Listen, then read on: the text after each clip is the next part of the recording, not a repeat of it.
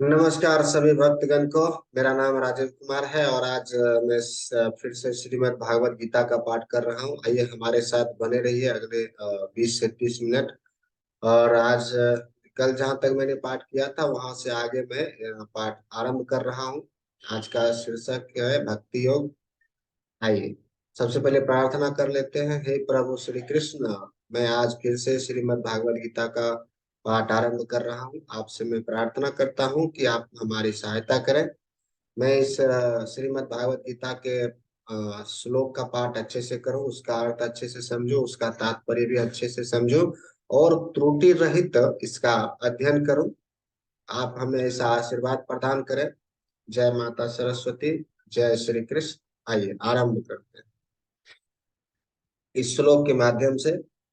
श्रेयो ही ज्ञान क्षमा कीजिए, ज्ञानम ध्या सज्ञानान ध्यानम विशिष्यते ध्यानात् कर्म फल त्यागच्छरन्तिरन्तरम्। भगवान श्री कृष्ण अर्जुन से कहते हैं, यदि तुम यह अभ्यास नहीं कर सकते तो ज्ञान की के अनुशीलन में लग जाओ। लेकिन ज्ञान से श्रेष्ठ ध्यान है और ध्यान से भी श्रेष्ठ है कर्म फलों का परित्याग, क्योंकि ऐसा त्याग से मनुष्य को मन शांति प्राप्त हो सकती है। जैसा कि पिछले अध्याय में बताया गया, इसका तात्पर्य समझते हैं। भक्ति दो प्रकार के, विधि विधानों से पूर्ण तथा भगवत प्रेम की आसक्ति से पूर्ण। किंतु जो लोग कृष्ण भावनामृत के नियमों का पालन नहीं कर सकते, उनके लिए ज्ञान का अनुशीलन करना श्रेष्ठ है, क्योंकि ज्ञान से मनुष्य अपनी वास्तविक स्थिति को समझने में समर्थ होता है। यही ज्ञान क्रमशः ध्यान तक पहुंचाने वाला है और ध्यान से क्रमशः परमेश्वर को समझा जा सकता है। ऐसी भी विधियां हैं जिनसे मनुष्य अपने को पर ब्रह्म मान बैठता है। और यदि कोई भक्ति करने में असमर्थ है तो ऐसा ध्यान भी अच्छा है। यदि कोई इस प्रकार से ध्यान नहीं कर सकता तो वैदिक साहित्य में ब्राह्मणों, क्षत्रियों, वैश्यों तथा शूद्रों के लिए कतिपय कर्तव्यों का आदेश है, जिसे हम भागवत गीता के अंतिम अध्याय में देखेंगे। लेकिन प्रत्येक दशा में मनुष्य को अपने कर्म फल का त्याग करना होगा, जिसका अर्थ है कर्म फल को किसी अच्छे कार्य में लगाना। संक्षेपतः सर्वोच्च लक्ष्य भगवान तक पहुंचने की दो विधियां हैं। एक विधि है क्रमिक विकास की ओर और दूसरी प्रत्यक्ष विधि। कृष्ण भावनामृत में भक्ति प्रत्यक्ष विधि है। अन्य विधि में कर्मों के फल का त्याग करना होता है। तभी मनुष्य ज्ञान की अवस्था को प्राप्त होता है। उसके बाद ध्यान की अवस्था तथा फिर परमात्मा के बोध की अवस्था और अंत में भगवान की अवस्था आ जाती है। मनुष्य चाहे एक एक पग करके आगे बढ़ने की विधि अपना सकता है या प्रत्यक्ष विधि ग्रहण कर सकता है, लेकिन प्रत्यक्ष विधि हर एक के लिए संभव नहीं है। अतः अप्रत्यक्ष विधि भी अच्छी है, लेकिन यहाँ यह समझ लेना होगा कि अर्जुन के लिए अप्रत्यक्ष विधि नहीं सुझाई गई है, क्योंकि वह पहले से परमेश्वर के प्रति प्रेम भक्ति की अवस्था को प्राप्त था। यह तो उनके लिए है जो इस अवस्था को प्राप्त नहीं है। उनके लिए तो त्याग, ज्ञान, ध्यान तथा परमात्मा एवं ब्रह्म की अनुभूति की क्रमिक विधि पर ही बल है। विधि ही क्षमा कीजिए, विधि ही पालनीय है। लेकिन जहां तक भागवत गीता का संबंध है, उसमें तो प्रत्यक्ष विधि पर ही बल है। प्रत्येक व्यक्ति को प्रत्यक्ष विधि ग्रहण करने तथा भगवान श्री कृष्ण की शरण में जाने की सलाह दी जाती है। आइए अगले श्लोक का पाठ करते हैं। अद्वेष्टा सर्वभूतानां मैत्रः करुण एव च निर्ममो निरंकार समुद्दुःख सुख क्षमे संतुष्टः सततम योगी यतात्मा दृढ़ निश्चय मध्य प्रीत मनोबुद्धियो मुदुतकः स मे प्रिय। आइए श्लोक का अर्थ समझते हैं। जो किसी से द्वेष नहीं करता, लेकिन सभी जीवों का दयालु मित्र है, जो अपने को स्वामी नहीं मानता और मिथ्या अहंकार से मुक्त है, जो सुख दुख में संभाव रहता है, सहिष्णु है, सदैव आत्म संतुष्ट रहता है, आत्म संयमी है, तथा जो निश्चय के साथ मुझ में मन तथा बुद्धि को स्थिर करके भक्ति में लगा रहता है, ऐसा भक्त मुझे अत्यंत प्रिय है। आइए आइए श्लोक का तात्पर्य समझते हैं। शुद्ध भक्ति पर पुनः आकर भगवान इन दोनों श्लोकों में शुद्ध भक्त के दिव्य गुणों का वर्णन कर रहे हैं। शुद्ध भक्त किसी भी परिस्थिति में विचलित नहीं होता, ना ही वह किसी के प्रति ईर्ष्यालु होता है, ना वह अपने शत्रु बनता है, क्षमा कीजिएगा, ना वह अपने शत्रु का शत्रु बनता है। यह तो सोचता है, क्षमा कीजिएगा, वह तो सोचता है यदि व्यक्ति मेरे विगत दुष्कर्मों के कारण मेरा शत्रु बना हुआ है, अतएव विरोध करने की अपेक्षा कष्ट सहना अच्छा है। श्रीमद् भागवत में कहा गया है, ततेनुकंपा सुमिक्षा मानो भुजान एवत्व कृतम विपाकम। जब भी कोई भक्त मुसीबत में पड़ता है तो वह सोचता है कि यह भगवान की मेरे ऊपर कृपा ही है, मुझे अपने विगत दुष्कर्मों के अनुसार इससे कहीं अधिक कष्ट भोगना चाहिए। यह तो भागवत कृपा है कि मुझे मिलने वाला पूरा दंड नहीं मिल रहा, भागवत कृपा से थोड़ा ही दंड मिल रहा है। अतएव अनेक कष्टपूर्ण परिस्थितियों में भागवत कृपा से, क्षमा कीजिएगा, अतएव अनेक कष्टपूर्ण परिस्थितियों में भी वह सदैव शांत तथा धीर बना रहता है। भक्त सदैव प्रत्येक प्राणी पर, यहाँ तक कि अपने शत्रु पर भी दयालु होता है। निर्मम का अर्थ है यह है कि भक्त शारीरिक कष्टों को प्रधानता नहीं देता, क्षमा कीजिएगा, प्रधानता नहीं प्रदान करता, क्योंकि वह अच्छी तरह जानता है कि वह भौतिक शरीर नहीं है, वह अपने को शरीर नहीं मानता। अतएव वह मिथ्या अहंकार के बोध से मुक्त रहता है और सुख तथा दुख में संभाव रखता है। वह सहिष्णु होता है और भागवत की कृपा से जो कुछ प्राप्त होता है उसे उसी से संतुष्ट रहता है। वह ऐसी वस्तुएं को प्राप्त करने का प्रयास नहीं करता जो कठिनाई जब उसे मिले। अतएव वह सदैव प्रसन्न चित्त रहता है, वह पूर्ण योगी होता है, क्योंकि वह अपने गुरु के आदेशों पर अटल रहता है। और चूंकि इसकी इंद्रियां वश में रहती हैं, अतः यह दृढ़ निश्चय होता है, वह झूठे तर्कों से विचलित नहीं होता, क्योंकि कोई उसे भक्ति के दृढ़ संकल्प से हटा नहीं सकता। वह पूर्णतया अवगत रहता है कि कृष्ण उसके शाश्वत प्रभु हैं, अतएव कोई भी उसे विचलित नहीं कर सकता। इन समस्त गुणों के फलस्वरूप वह अपने मन तथा बुद्धि को पूर्णतया परमेश्वर में पर स्थिर करने में समर्थ होता है। भक्ति का ऐसा आदर्श अत्यंत दुर्लभ है, लेकिन भक्त भक्ति के विधि विधानों का पालन करते हुए उसी अवस्था में स्थित रहता है। और फिर भगवान कहते हैं कि ऐसा भक्त उन्हें प्रिय है, क्योंकि भगवान उसकी कृष्ण भावना से युक्त कार्यकलापों से सदैव प्रसन्न रहते हैं। आइए अगले श्लोक का पाठ करते हैं। यस्माते द्विजते लोको लोकात्रो द्विजते च या हर्ष मर्ष भयो द्वे हे मूर्तको याह स च में प्रिय। भगवान श्री कृष्ण अर्जुन से कहते हैं, जिससे किसी को कष्ट नहीं पहुंचता तथा जो अन्य किसी के द्वारा विचलित नहीं किया जाता, जो सुख दुख में भय तथा चिंता में संभाव रहता है, वह मुझे अत्यंत प्रिय है। आइए श्लोक का तात्पर्य समझते हैं। इस श्लोक में भक्त के कुछ अन्य गुणों का वर्णन हुआ है। ऐसा भक्त द्वारा कोई व्यक्ति कष्ट चिंता भय या असंतोष को प्राप्त नहीं होता, चूंकि भक्त सबों पर दयालु होता है। अतएव वह ऐसा कार्य नहीं करता जिससे किसी को चिंता हो। साथ ही यदि अन्य लोग भक्त को चिंता में डालना चाहते हैं तो वह विचलित नहीं होता। यह भागवत कृपा ही है, वह किसी बाह्य तरफ से क्षुब्ध नहीं होता। वास्तव में सदैव कृष्ण भावना में लीन रहने तथा भक्ति में रत होने के कारण ही ऐसा भौतिक उपद्रव भक्त को विचलित नहीं कर पाते। सामान्य रूप से विषयी व्यक्ति अपने शरीर तथा इंद्रिय तृप्ति के लिए किसी वस्तु को पाकर अत्यंत प्रसन्न होता है, लेकिन जब वह देखता है कि अन्यों के पास इंद्र तृप्ति के लिए ऐसी वस्तुएं हैं जो उसके पास नहीं है, तो वह दुख तथा ईर्ष्या से पूर्ण हो जाता है। जब वह अपने शत्रु के बदले की शंका करता है तो वह भयभीत रहता है, और जब वह कुछ भी करने में सफल नहीं होता तो निराश हो जाता है। ऐसा भक्त जो इन समस्त उपद्रवों से परे होता है, कृष्ण को अत्यंत प्रिय होता है। आइए अगले श्लोक का पाठ करते हैं।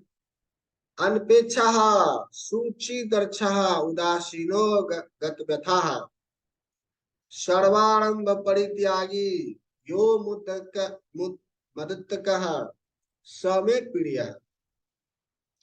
भगवान श्री कृष्ण अर्जुन से इस श्लोक के माध्यम से इस प्रकार कहते हैं, मेरा ऐसा भक्त जो सामान्य कार्यकलापों पर आश्रित नहीं है, जो शुद्ध है, दक्ष है, चिंता रहित है, समस्त कष्टों से रहित है और किसी फल के लिए प्रयत्नशील नहीं रहता, मुझे अतिशय प्रिय है। भक्त को धन दिया जा सकता है, किंतु उसे धन अर्जित करने के लिए संघर्ष नहीं करना चाहिए। भागवत की कृपा से यदि उसे स्वयं धन की प्राप्ति हो तो वह उद्विग्न नहीं होता। स्वाभाविक है कि भक्त दिन भर में 2 बार स्नान करता है और भक्ति के लिए प्रातः काल जल्दी उठता है। इस प्रकार वह बाहर तथा भीतर से स्वच्छ रहता है। भक्त सदैव दक्ष होता है क्योंकि वह जीवन के समस्त कार्यकल्पों के सार को जानता है और प्रामाणिक शास्त्रों में दृढ़ विश्वास रखता है। भक्त कभी किसी दल में भाग नहीं लेता, अतः वह चिंता मुक्त रहता है। समस्त उपाधियों से मुक्त होने के कारण कभी व्यतीत नहीं होता। वह जानता है कि उसका शरीर एक उपाधि है, अतः शारीरिक कष्टों के आने पर वह मुक्त रहता है। शुद्ध भक्त कभी भी ऐसी किसी वस्तु के लिए प्रयास नहीं करता जो भक्ति के नियमों के प्रतिकूल हो। उदाहरणार्थ, किसी विशाल भवन को बनवाने में काफी शक्ति लगती है, अतएव वह कभी ऐसा कार्य में हाथ नहीं लगाता जिससे उसकी भक्ति में प्रगति न होती। वह भगवान के लिए मंदिर का निर्माण करा सकता है और उसके लिए वह सभी प्रकार की चिंताएं उठा सकता है, लेकिन वह अपने परिवार वालों के लिए बड़ा सा मकान नहीं बनाता। योना, आइए अगले श्लोक का पाठ करते हैं। योना वैश्यति न दिष्टि न सोचति न कर्षति शुभा परित्यागी भक्ति मान्य समे प्रिय। आइए इस श्लोक का अर्थ समझते हैं। भगवान श्री कृष्ण इस प्रकार इस श्लोक के माध्यम से अर्जुन से कहते हैं, जो न कभी हर्षित होता है न शोक करता है, जो न तो पछताता है न इच्छा करता है, तथा जो शुभ तथा अशुभ दोनों प्रकार की वस्तुओं का परित्याग कर देता है, ऐसा भक्त मुझे अत्यंत प्रिय है। आइए श्लोक का तात्पर्य समझते हैं। शुद्ध भक्त भौतिक लाभ से न तो हर्षित होता है और न हानि से दुखी होता है। वह पुत्र या शिष्य की प्राप्ति के लिए न तो उत्सुक रहता है, ना ही उनके न मिलने पर दुखी होता है। वह अपनी किसी प्रिय वस्तु के खो जाने पर उसके लिए पछताता नहीं। इसी प्रकार यदि उसे अभिषिक्त की प्राप्ति नहीं हो पाती तो वह दुखी नहीं होता। वह समस्त प्रकार के शुभ अशुभ तथा पाप कर्मों से सदैव पड़े रहता है। वो परमेश्वर की प्रसन्नता के लिए बड़ी सी बड़ी विपत्ति सहने को तैयार रहता है। भक्ति के पालन में उनके लिए कुछ भी बाधक नहीं रहता। ऐसा भक्त कृष्ण को अतिशय प्रिय होता है। आइए अगले श्लोक का पाठ करते हैं। समः शस्त्रो च मित्रे च तथा मनापमनायोः शीतोष्ण स्वदुःखो सुखो दुःखेषु समः स्वनुविरतिः विरजतिः तुल्या निंदा स्तुति मोरणी संतुष्टो येन किंचित अनिकेतः स्थिर मति भक्तिर मन में प्रियो नरः। आइए श्लोक का अर्थ समझते हैं। जो मित्र तथा शत्रु के लिए समान है, जो मान तथा अपमान, शीत तथा गर्मी, सुख तथा दुख, यश तथा अपयश में असंभाव रखता है, जो दूषित संगति से सदैव मुक्त रहता है, जो सदैव मौन और किसी भी वस्तु से संतुष्ट रहता है, जो किसी प्रकार के घर बार की परवाह नहीं करता, जो ज्ञान में दृढ़ है और जो भक्ति में संलग्न है, ऐसा पुरुष मुझे अत्यंत प्रिय है। आइए इस श्लोक का तात्पर्य समझते हैं। भक्त सदैव कुसंगति से दूर रहता है। मानव समाज का यह स्वभाव है कि कभी किसी की प्रशंसा की जाती है तो कभी उसकी निंदा की जाती है, लेकिन भक्त कृत्रिम यश तथा अपयश, दुख या सुख से ऊपर उठा हुआ होता है। वह अत्यंत धैर्यवान होता है। वह कृष्ण कथा के अतिरिक्त कुछ भी नहीं बोलता, अतः उसे मौनी कहा जाता है। मौनी का अर्थ यह नहीं कि वह बोले नहीं, अपितु यह वह अनर्गल आलाप न करे। मनुष्य को आवश्यकता पर बोलना चाहिए और भक्त के लिए सर्वाधिक अनिवार्य वाणी वाणी तो भगवान के लिए बोलना है। भक्त समस्त परिस्थितियों में सुखी रहता है। कभी उसे स्वादिष्ट भोजन मिलता है तो कभी नहीं, किंतु वह संतुष्ट रहता है। वह आवास की सुविधा की चिंता नहीं करता। वह कभी पेड़ के नीचे रह सकता है तो कभी अत्यंत उच्च प्रसाद में, किंतु वह इनमें से किसी के प्रति आसक्त नहीं रहता। वह स्थिर कहलाता है क्योंकि वह अपने संकल्प तथा ज्ञान में दृढ़ होता है। भले ही भक्त के लक्षणों की कुछ पुनरावृत्ति हुई हो, लेकिन इस बात पर बल देने के लिए है कि भक्त को ये सारे गुण अर्जित करने चाहिए। सद्गुणों के बिना कोई शुद्ध भक्त नहीं बन सकता। हरा भक्तस्य कुतो महदुग्नः। जो भक्त नहीं है उसमें सद्गुण नहीं होता। जो भक्त कहलाना चाहता है उसे सद्गुणों का विकास करना चाहिए। यह अवश्य है कि उसे उन गुणों के लिए अलग से बाह्य प्रयास नहीं करना पड़ता, अपितु कृष्ण भावना मृत तथा भक्ति में संलग्न रहने के कारण उसमें यह गुण स्वतः ही विकसित हो जाते हैं। आइए अगले श्लोक का पाठ करते हैं। ये इस अध्याय का अंतिम श्लोक है, 12वां अध्याय का अंतिम श्लोक। ये तो धर्मामृतमिदं यथोत्कम पयुर पास्ते श्रद्धाधान मत परमा भक्तस्तो तिब से प्रिय। क्षमा कीजिएगा, तिब में प्रिय। आइए इस श्लोक का अर्थ समझते हैं।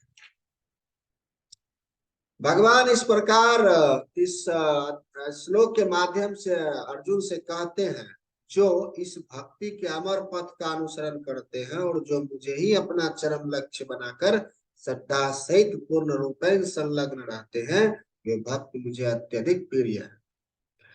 आइए श्लोक का तात्पर्य समझते हैं। इस अध्याय में दूसरे श्लोक से अंतिम श्लोक तक मध्य मया वैश्य मानो ये मम, मुझ पर मन को स्थिर करके से लेकर ये तो धर्म मृतम इदम, नित्य सेवा इस धर्म को तक भगवान ने अपने पास तक पहुंचने की दिव्य सेवा की विधियों की व्याख्या की है। ऐसी विधियां उन्हें अत्यंत प्रिय हैं और इनमें लगे हुए व्यक्तियों को वे स्वीकार कर लेते हैं। अर्जुन ने यह प्रश्न उठाया था कि जो निराकार बाह्य ब्रह्म के पथ में लगा है वह श्रेष्ठ है या जो साकार भगवान की सेवा में। तो भगवान ने इसका बहुत स्पष्ट उत्तर दिया है कि आत्म साक्षात्कार की समस्त विधियों में भगवान की भक्ति निसंदेह सर्वश्रेष्ठ है। दूसरे शब्दों में इस अध्याय में यह निर्णय दिया गया है कि सुसंगति से मनुष्य में भक्ति की प्रति आसक्ति उत्पन्न होती है, जिससे वह परमाणिक गुरु बनता है और तब वह उसे श्रद्धा, आसक्ति तथा भक्ति के साथ सुनता, कीर्तन करता है और भक्ति के विधि विधानों का पालन करने लगता है। इस तरह वह भगवान की दिव्य सेवा में तत्पर हो जाता है। इस अध्याय में इस मार्ग की संस्तुति की गई, अतएव इसमें कोई संदेह नहीं रह जाता कि भागवत प्राप्ति के लिए भक्ति ही आत्म साक्षात्कार का परम मार्ग है। इस अध्याय में परम सत्य की जो निराकार धारणा वर्जित है, उसकी संतुति उस समय तक के लिए की गई है जब तक मनुष्य आत्म साक्षात्कार के लिए अपने आप को समर्पित नहीं कर देता। दूसरे शब्दों में, जब तक उसे शुद्ध भक्त की संगति करने का अवसर प्राप्त नहीं होता, तभी तक निराकार की धारणा लाभप्रद हो सकती है। परम सत्य की निराकार धारणा में मनुष्य कर्म फल के बिना कर्म करता है और आत्मा तथा पदार्थ का ज्ञान प्राप्त करने के लिए ध्यान करता है। यह तभी तक आवश्यक है जब तक शुद्ध भक्त की संगति प्राप्त न हो। तो भाग्यवश यदि कोई शुद्ध भक्ति में सीधे कृष्ण भावना मृत में लगना चाहता है, तो उसे आत्म साक्षात्कार के इतने सोपान पार नहीं करने होते। भागवत गीता के बीच के 6 अध्यायों में जिस प्रकार से भक्ति का वर्णन हुआ है वह अत्यंत हृदयग्राही है। किसी को जीवन निर्वाह के लिए वस्तुओं की चिंता नहीं करनी होती, क्योंकि भागवत की कृपा से सारी वस्तुएं स्वतः उपलब्ध सुलभ होती है। तो भक्तगण, इस प्रकार से श्रीमद् भागवत गीता के 12वें अध्याय भक्ति योग का भक्ति वेदांत तात्पर्य पूर्ण हुआ। जय श्री कृष्ण। हरे कृष्ण कृष्ण कृष्ण हरे हरे, हरे राम राम राम हरे हरे। जय श्री कृष्ण, जय श्री कृष्ण। राधे राधे।